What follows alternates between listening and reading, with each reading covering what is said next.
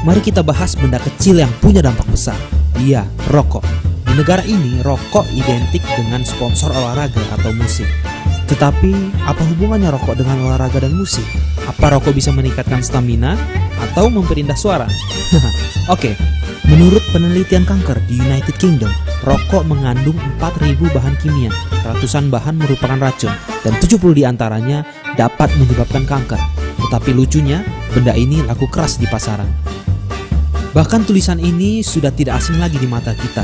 Merokok dapat menyebabkan kanker, serangan jantung, hipotensi, dan gangguan kehamilan dan janin. Tertera penyakit-penyakit yang menyeramkan. Bahkan penyakit jantung merupakan penyakit berat pembunuh nomor 1 di dunia.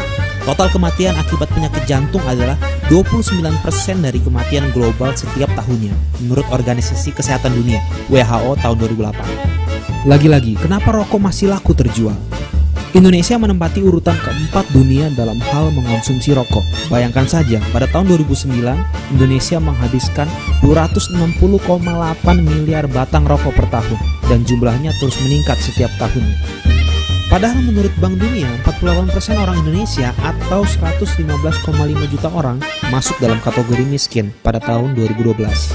Tetapi sepertinya tidak ada kata miskin untuk membeli rokok.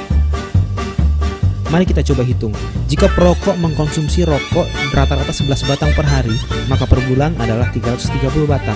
Jika harga rokok Rp500, maka biaya per bulan adalah Rp165.000 dan Rp1.880.000 untuk per tahunnya. Diperkirakan tahun 2010, pengeluaran masyarakat Indonesia untuk membeli rokok adalah Rp138 triliun. Iya, Rp138 triliun sepertinya terbakar percuma setiap tahunnya. Hasil survei riset kesehatan dasar 2010 menyatakan ada 58,58 juta perokok aktif di Indonesia. Jumlah perokok pasif tentunya jauh lebih besar, yaitu 92 juta orang. Padahal kita tahu bahwa perokok pasif akibatnya lebih berbahaya dibandingkan perokok aktif.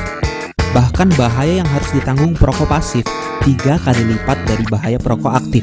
Ikatan Ahli Kesehatan Masyarakat Indonesia menyatakan sebanyak 25% zat berbahaya yang terkandung dalam rokok masuk ke tubuh perokok, sedangkan 75%-nya beredar di udara bebas yang beresiko masuk ke tubuh orang di sekelilingnya.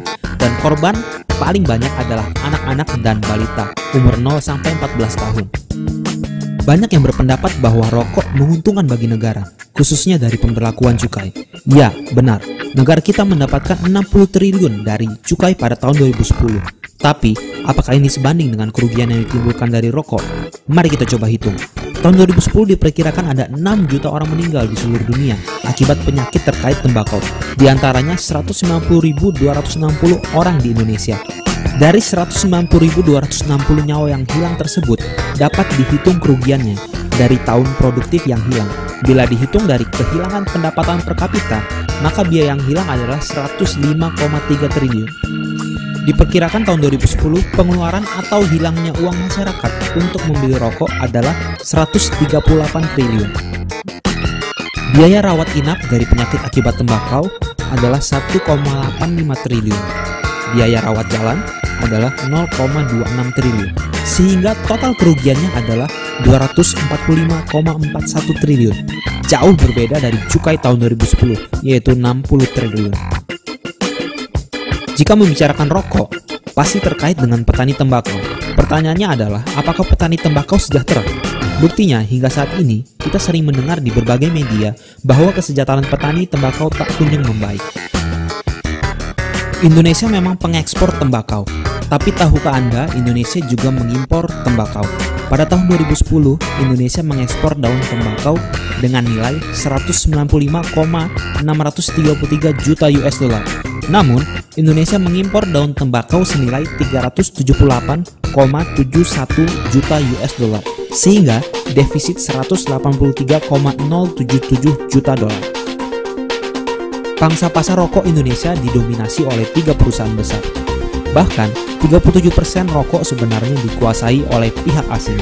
Jadi, penjualan rokok tidak menguntungkan para petani tembakau secara signifikan, melainkan masuk ke kantong para penguasa perusahaan tersebut, dan menempatkan para penguasa perusahaan tersebut di urutan 1 dan 2 daftar orang terkaya se-Indonesia menurut majalah Forbes 2013. Lalu, kemana lagi larinya uang tersebut? Iya, promosi atau iklan rokok yang terpampang di sepanjang atau sudut kota. Kota-kota kita seakan tak ada yang luput dari baliho atau spanduk raksasa rokok. Atau iklan rokok yang super keren seakan tiada henti diputar di stasiun-stasiun TV. Hal ini seakan membuat orang-orang berpikir bahwa merokok itu keren. Dan biasanya usia remaja yang rentan terpengaruh iklan rokok. Para remaja awalnya hanya penasaran untuk mencoba rokok. Namun, akhirnya kecanduan karena adanya zat yang bersifat adiktif di dalam rokok. Karena faktanya, 78% perokok di Indonesia memulai merokok sebelum umur 19 tahun. Jadi, bisa dibayangkan betapa rapuhnya generasi muda kita.